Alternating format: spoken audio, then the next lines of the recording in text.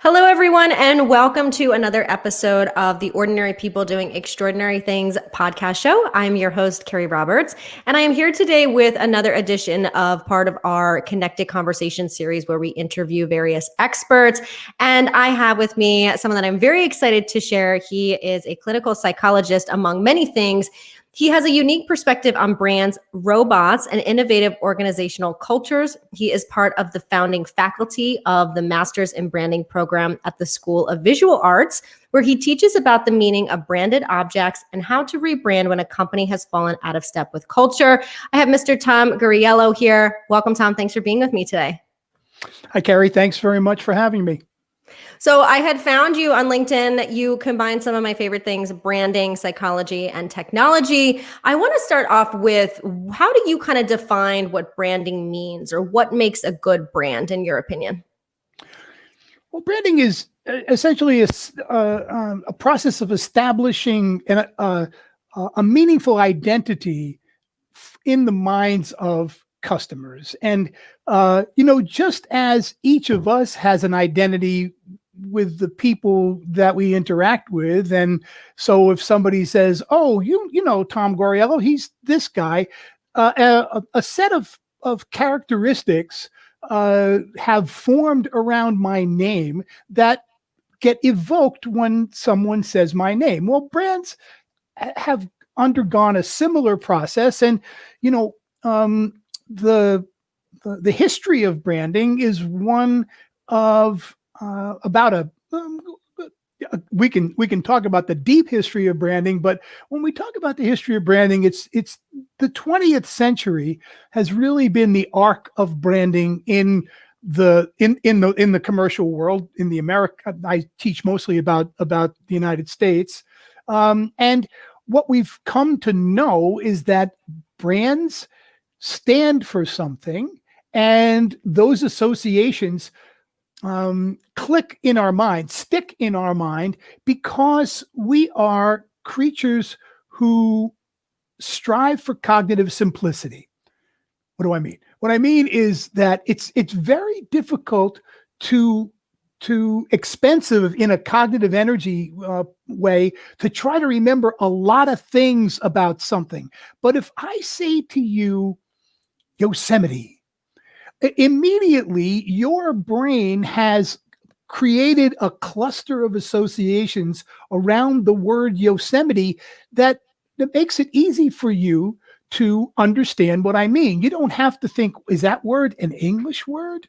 What does it refer to? I don't know. How do you spell? No, it just kind of has this cluster of meaning that is associated with the word. Similarly, if I say the word Nike, there are a cluster of associations that form around that. So branding is the process of developing and reinforcing and enhancing those associations.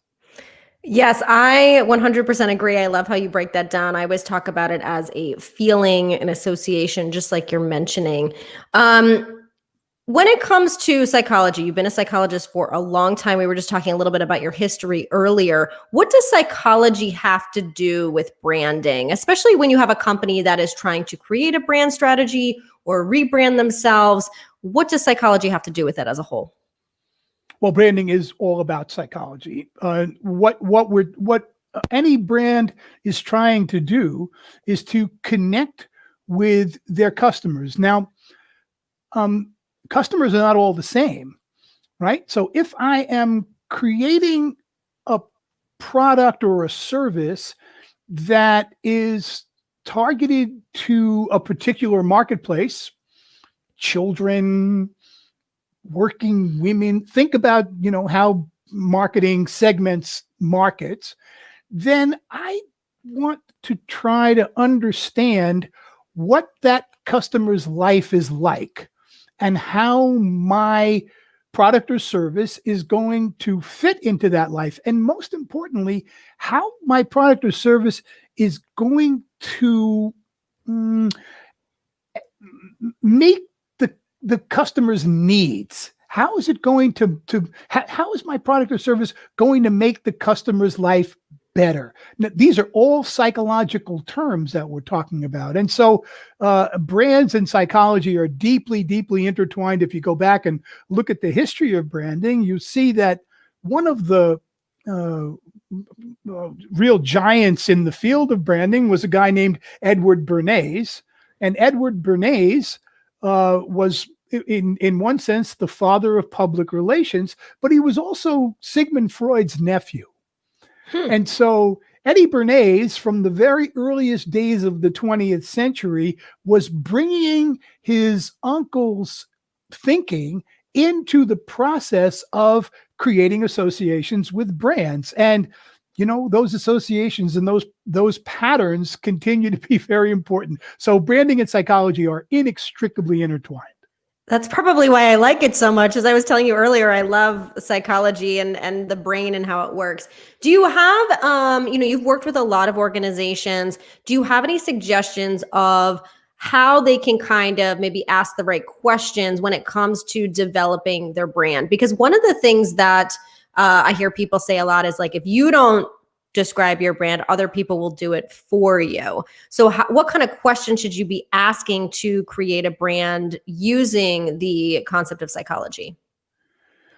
Well, I think, back to the issue of meeting the needs of the people who you're trying to connect with in your market, those needs are not all the same. We have very different sets of needs.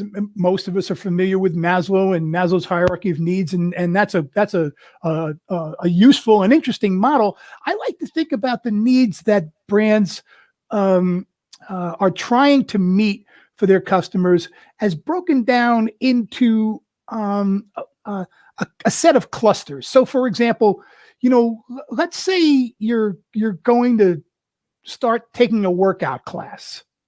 And okay, so you need a pair of pants to wear to your workout class. All right. Now, one of the first things that the brand needs to be able to do is it needs to be able to work functionally within that setting of a workout class. So the pants need to be stretchy. They need to be easy to launder. They need to fit into your budget for what you think your workout pants ought to be. So those are kind of functional needs that the product has to meet. If a product doesn't meet functional needs, the chances are you're not going to even put it into your consideration set, let's say. Those are the brands that you start to think, well, I could buy this one, or I could buy that one, or I could buy this one.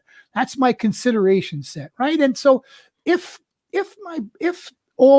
let's say I have 3 possible candidates to be my workout pants, and they all meet those functional characteristics. Well, what's next? Well, what's next is where things start to get more interesting and complex for a psychologist, because then you have kind of your emotional needs. This is when, you have a different feeling about the items, and those feelings might be based on previous understanding of the brand, or they might be based on the way the brand has been communicating with you and creating a certain kind of feeling. Or it may be when you go, remember when we used to go to the store? Back when we used to go to the store and try the pants on, the way they make you feel when you put them on. So, yes. Here's where, I think I look good in these. I like the way the fabric looks. I like it better than this one. Now, this one's a little more expensive than the other one, but I really like the way I feel in them. Emotionally, these pants make me feel better than the other pants. The chances are, if the price is still within my range, I'm going to pay a little bit more for the ones that make me feel better. So there's the kind of the emotional needs. Now, we're not individuals. We are collective social human beings, right? And that means that I have friends who also have workout pants, and they have brands that they like.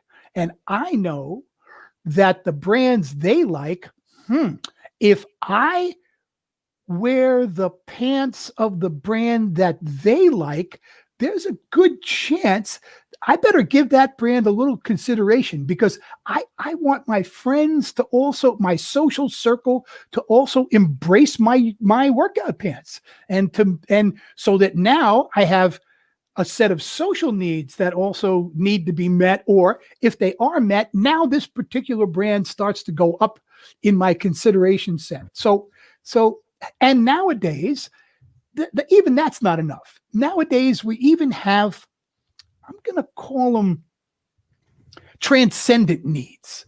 This is like spiritual needs. So I'm getting workout pants, and one brand says,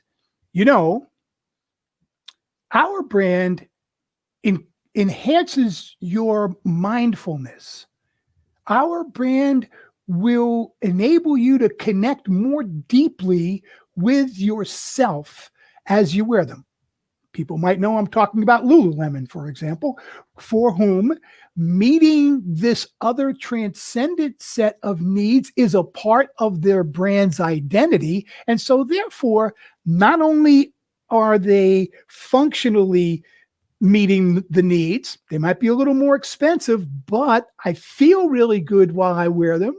My friends also wear them, so I feel like I'm part of the group, and I feel like I'm enhancing my transcendent self. Therefore, this brand becomes the brand for me. That was amazing. So when we're looking at all of those, I haven't heard of the spiritual part, but it makes so much sense. Is that the order that a company should be thinking? Like, should they be making sure it meets the functional needs first, then emotional, then social, then spiritual, or can they start in a different order? I think that brands today need to be thinking holistically about the lives of their customers. Now, we will weigh various parts of that constellation of needs differently depending upon the product. If I'm going to buy a hammer at Home Depot, I'm pretty much focused on the functionality there. Give me a hammer that feels right, that weighs, the right amount, and is, a buck cheaper than the other one. I'm fine. So you have to be, as the brand manager, or, the brand has to think about, where do we fit in the lives of our customers, and how important are these various needs to the customer? And can we differentiate by perhaps stressing the way we meet some of these other needs, particularly the ones that go beyond functional, of course, in categories where that's important, which is today many, many more categories than we might think. It used to be, a lot of people aren't old enough to remember this, but it used to be that if you went to buy a can of soup, right? And it was Campbell's soup, and there was this whole other set of soups that were called generic soup, right? And all they had on them was tomato, right? I mean, that was it. That was what it said on the can. Now, Campbell's, an established brand, knew that functionally these two cans of soup might be identical. So what did Campbell's need to do from a brand perspective? It needed to elevate the meaning of soup in the customer's life, mostly a woman, right? So the nurturing, caregiving aspect of Campbell's soup versus the nurturing, caregiving of the generic soup became the way that Campbell's became a preferred brand. Now, I have to say, you have to remember, very little of this is conscious. Very little of this takes place on the level of conscious awareness.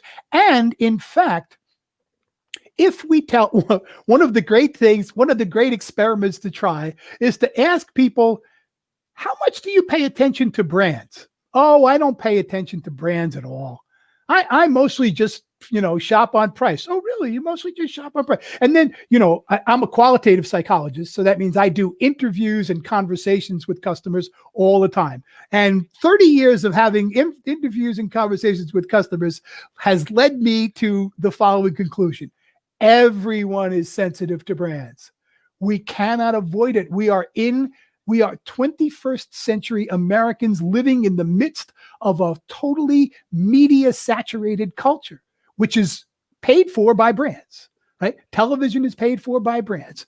Every kind of communication medium is sponsored by brands. That means we are totally immersed in brand communication, and none of us is immune to. I've taught for 10 years in this class, in this graduate program. One of the things I always say to my students is, we are not immune. They don't give us shots when we come into the program to be immune from the way that brands influence customers. We are all influenced by brand communication. And the reason that we're all influenced by brand communication is that we, as humans, we have many, many aspects of ourselves that are similar. And so our emotional reactions to things tend to be very similar across across almost all of us. So we are all Yes. We are all brand aware, whether we recognize it or not.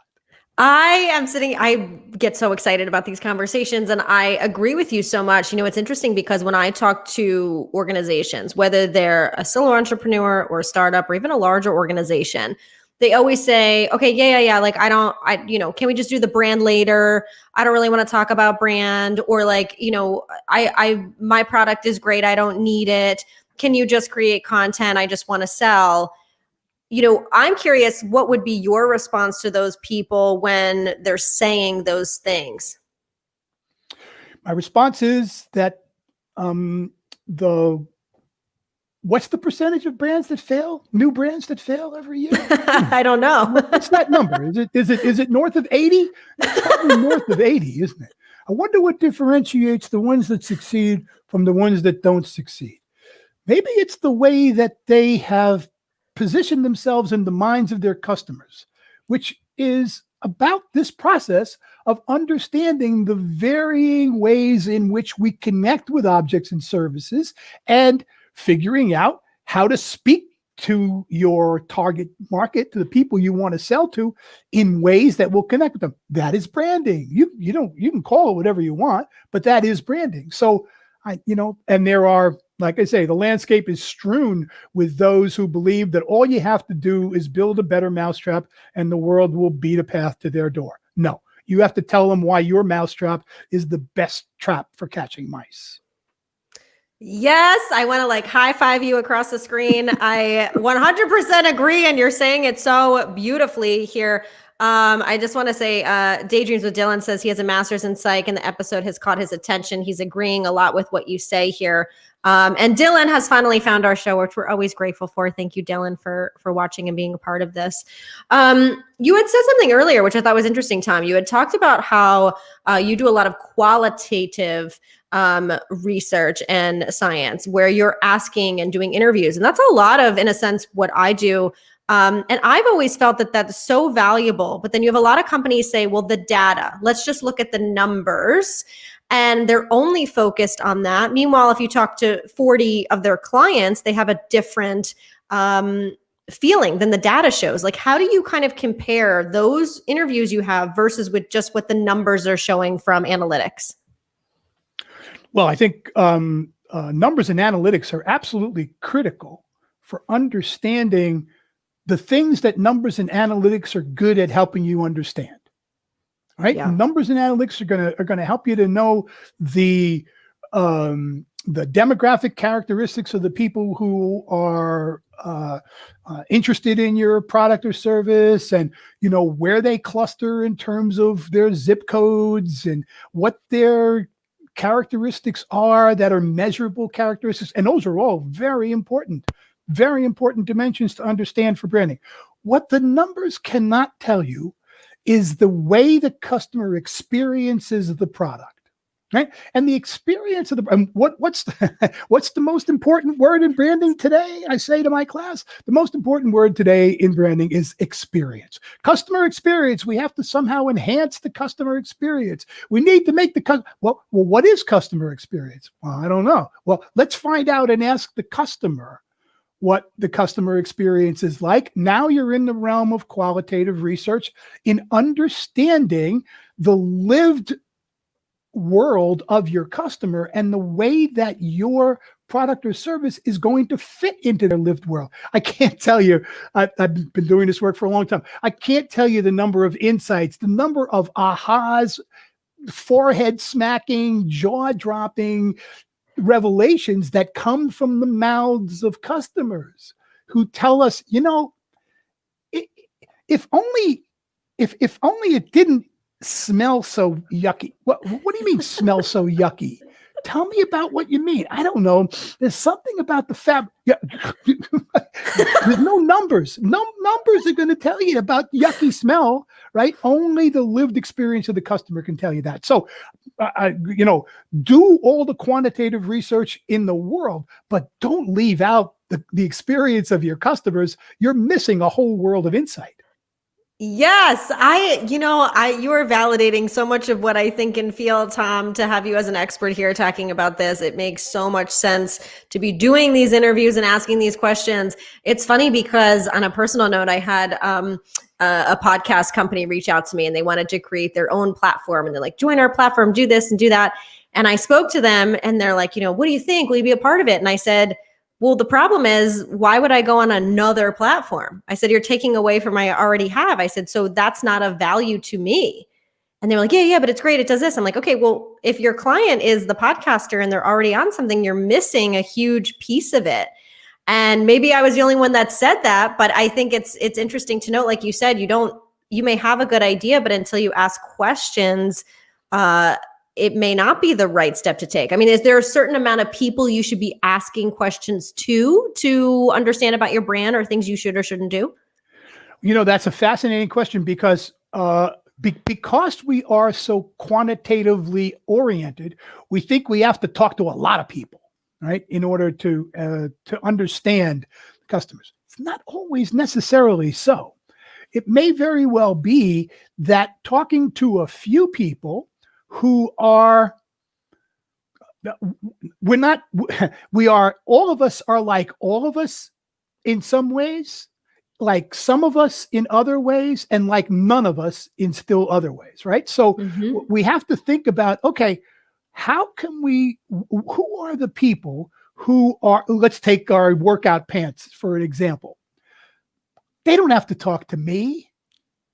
I'm a man of a certain age who is probably not going to be in their market. So, who they want to talk to are people like you. They want to talk to women who are engaged in workouts with other women. Okay, so now we have a cohort. We have a group of people who we might talk to.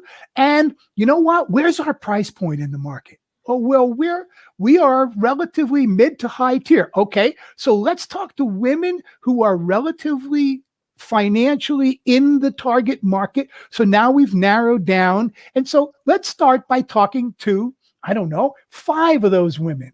And let's see what emerges from those 5 conversations. Where do we start to see clusters of insights and meaning that maybe guide the next 5 interviews? And that's a very important point to keep in mind. We have to be very strongly focused on listening, right? Listening to the customer, because the customer will deliver gold as long as you listen for it. If you go in there trying to essentially extract what you already know from the customer experience, you're going to miss out on those little moments, those little twists that, the way it smells, all of that is going to get lost because you haven't listened in deeply enough. And so there's no magic number, but the number is much smaller than most companies think it has to be. Yes, I thank you for saying that, because I think a lot of people aren't sure, how many they should be talking to. I want to talk a little bit in the technology space. Like you said, you have a personal interest in robots. I've worked with a lot of people in voice technology and AI. How does everything we're talking about play into all this new technology that comes out? Because, of course, everybody wants people to use their voice skill or their robot or their AI. And how do we kind of get mass adoption of it, but then also for people to use one over the other? Well, of course, it's a very relevant issue, and I think we have to start with uh, the one of the fundamental pieces of human psychology, which is we cannot help but attribute human characteristics to anything that in any way triggers a human-like presence. So whether it's a voice or whether it's uh, whether it's just a round face with two eyes and a mouth, we immediately attribute human characteristics to that. Fancy word for that, anthropomorphism, right? So we anthropomorphize attributes, personality attributes. We even anthropomorphize personality attributes to abstract shapes. There are classic experiments that show all kinds of ways that, a circle, a triangle, and a square interacting on a screen somehow cluster up into not just characteristics of humans, but stories about those interactions that are going on. You see, we can't help but to connect experiences. We don't see things in little disparate packets.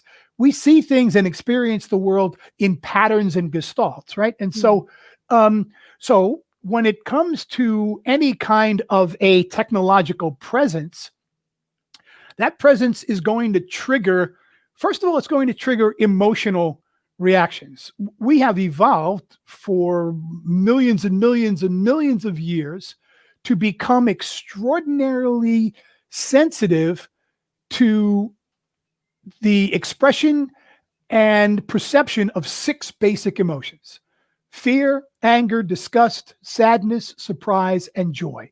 There are others, and there are other kinds of, but those 6 are deeply, deeply baked into our evolutionary heritage. And so when I see a robot, why do all the robots in the movies, what are they triggering in us? Well, first of all, the stories that have been written about them were written to trigger fear, anger, disgust, and sadness.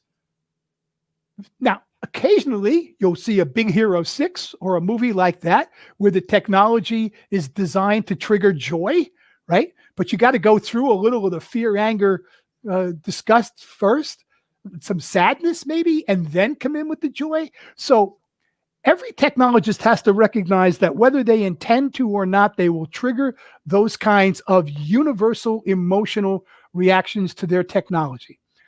Then, on top of those universals are the cultural meanings that we're born into. So when I was born, way back in the dark ages, the only robots we had were, Frankenstein looking characters and, those sorts of things. And so, you said the word robot and it triggered, very primitive sorts of technologies. When you say robots to my 2 grandsons who are 13 and 15, they have a whole different set of culturally defined reactions to robots because they joined the robot parade later than I did, right? And so they have different meanings, just as children. I mean, I had a Jibo, the late Jibo. I had a Jibo in my home from the first day that Jibo was released. And having a robot of sorts in my home was a very interesting experience, just as for most of us, having an Echo in our homes has been a very interesting experience of integrating technology into our intimate lives, right? Now, children who are born into a world of iPads and iPhones and Echoes and all other things, their, if you will, their cultural references to robots are already shaped by a whole different set of meanings that are set with them. So then, then you have kind of the personal, the very individual personal meanings. So every technologist who is designing a robot system or a voice system or an AI system of any kind has to take into account all of those ways that meanings get attributed to whatever it is they're developing. Yeah, I'm just writing this all down. I think it's interesting because it's similar to what you were talking about with products, but it's a little bit different. Why do you think that is? Well, because the robots are products, right? They are objects. They are objects, and they are objects that are designed to do certain things. I'm losing my microphone here. Hang on a second.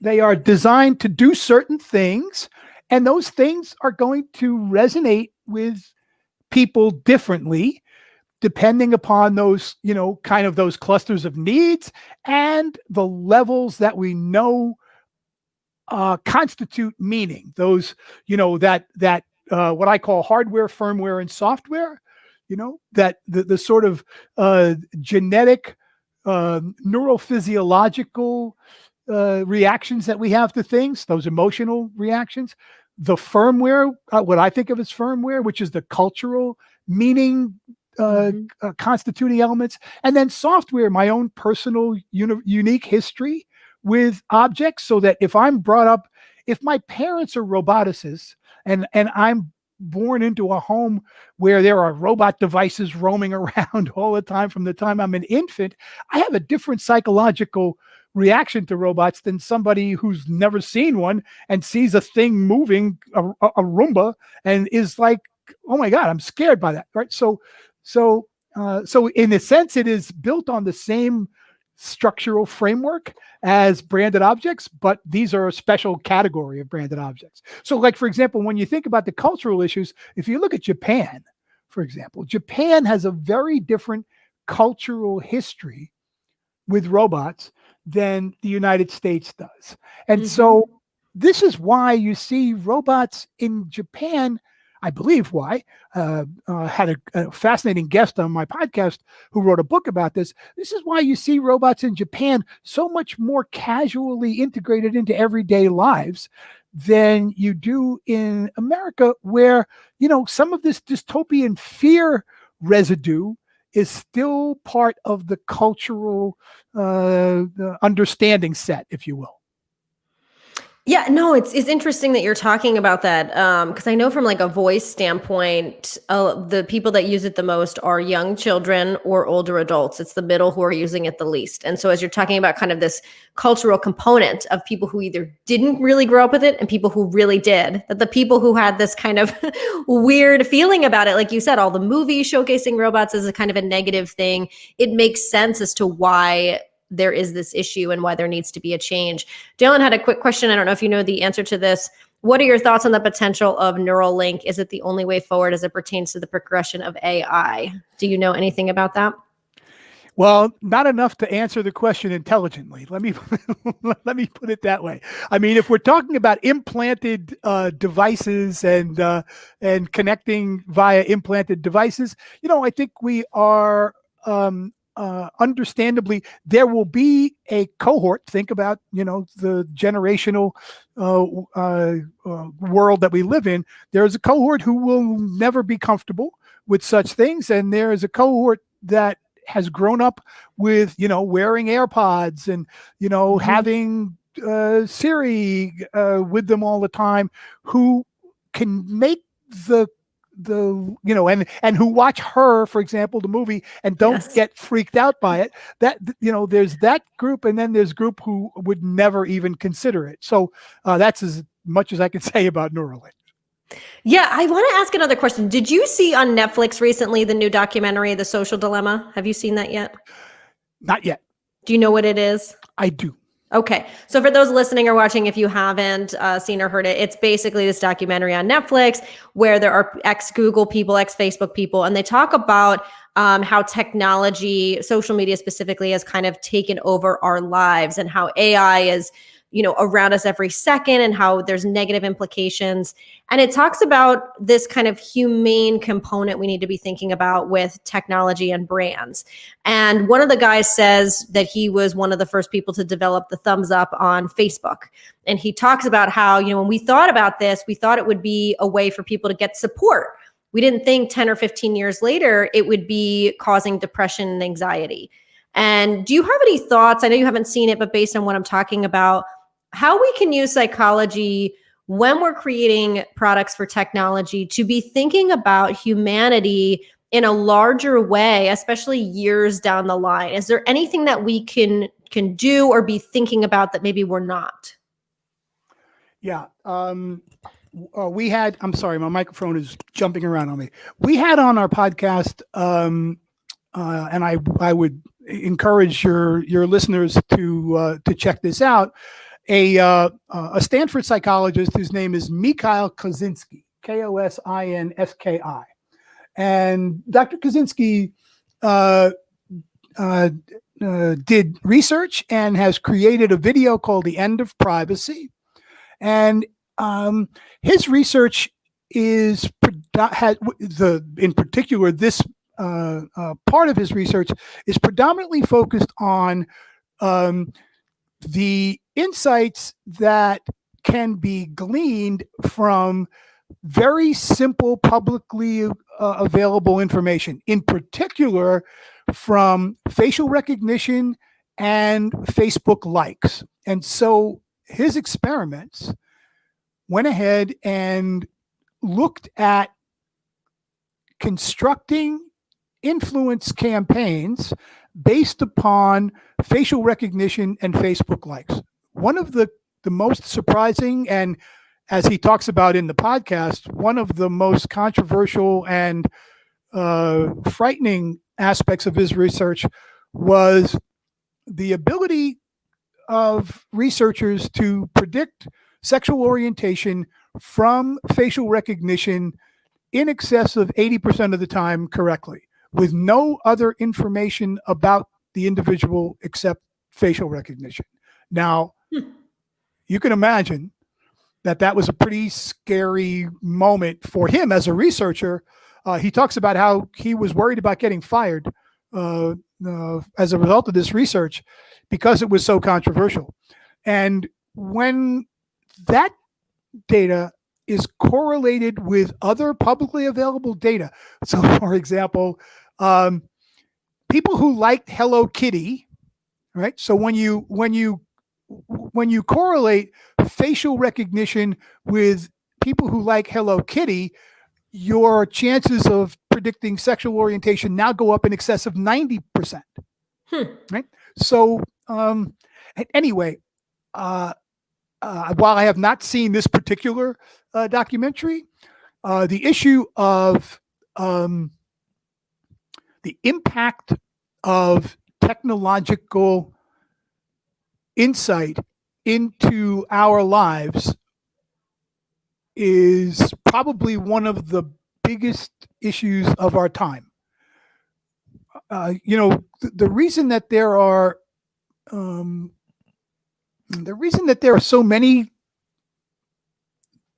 1984-like metaphors out there is because the power that technology provides to algorithmically driven insights is way beyond what most people recognize. And, we have every day, most of us, many, if not most of us, are providing information about ourselves that will be interpreted in ways that we have no idea about, that we have not given permission to be shared and interpreted in this way. We're being tracked in ways that we don't recognize. So I think this is a tremendous issue confronting us. I was part of a 3-year group studying the ethics of AI and robotics with the IEEE, the International Electrical Engineers group, and put together a set of standards for ethical design of robots. And that group is made up of people who are much more closely integrated with that process than me. And there's a lot of concern out there. Yeah, there is. I mean, I think watching that documentary, I didn't necessarily learn anything new. I feel like I knew that stuff was happening, and it was saying how kids or anyone that's been born after 1996 grew up with technology always around. I was born in the 80s, and so, I didn't really have that. I didn't get a phone till I was 17. So none of that, and that was like the AABB, it wasn't like what's out now. And it's just kind of interesting to think about, how those things affect psychology, but it's, also noting that you said, we can't necessarily predict how that's going to look. But I guess doing the best we can and kind of thinking what it might look like over time. I think that Facebook thumbs up like was a perfect example. I wouldn't have thought that would have been something people felt depressed about when originally, like the guy said, it was supposed to be something supportive, so it's interesting to note on that topic. One of the other things that you also are passionate that I'd love to touch on is for companies that are trying to rebrand. So let's say they're kind of changing maybe what they offer, or maybe they've had an incident that made them look bad. Or maybe they say their culture is one way and then it changes. What are maybe some tips that you have for a company that's kind of going through that to rebrand in the best way possible? Well, that's probably the most difficult challenge that a brand faces, because we have, as I mentioned earlier, we have these cognitive simplification mechanisms in our mind that create associations of brands with characteristics. It's kind of like having a first impression of a person. Mm-hmm. When you have a first impression of a person, it's not easy to change that first impression. I did my doctoral dissertation on this topic, and first impressions are very persistent. Clearly, first impressions of brands are very persistent, and so if a brand becomes associated with a characteristic that is not consistent with my own values, let's say, yes, that brand's going to have a tough time trying to undo that, because what I have to engage in then is the hardest psychological process that there is, and that's unlearning. Unlearning is the most difficult thing for us to do. Think about driving. You're driving, you're an American, you're driving. Now go to England and drive in England. Oh my goodness. All the unlearning you have to do driving in England makes every bit of your driving learning you're very aware of it, right? So a brand that is associated with things that are not consistent with my values, they got a lot of work to do. And what many brands have done is just simply to change their name and to change their brand. To rather than trying to have the customer unlearn what the customer has learned or associated about them, they just simply go ahead and rebrand under another name. Now, you can leave it. Yeah, we can hear you. Yeah, good. Okay? Great. Yeah, it's not easy or inexpensive to do that, but it's often more expensive. I often use this as an old case study, but I think about Datsun.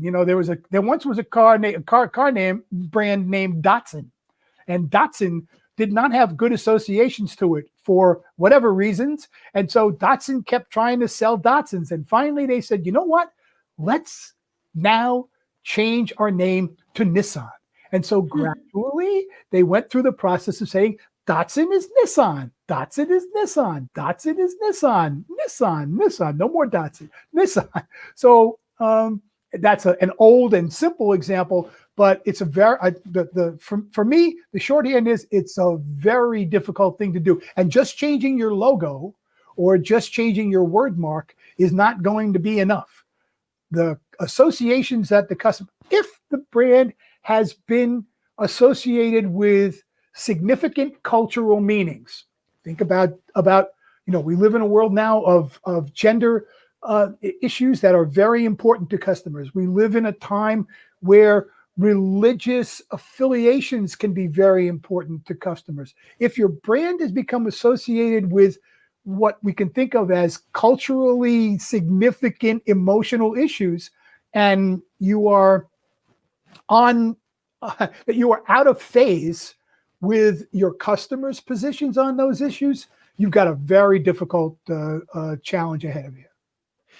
I just love that you are talking about so much that I preach all the time, which is, like you said, it's about sharing the same values. I think what's interesting for me is that a lot of brands are always doing kind of personas.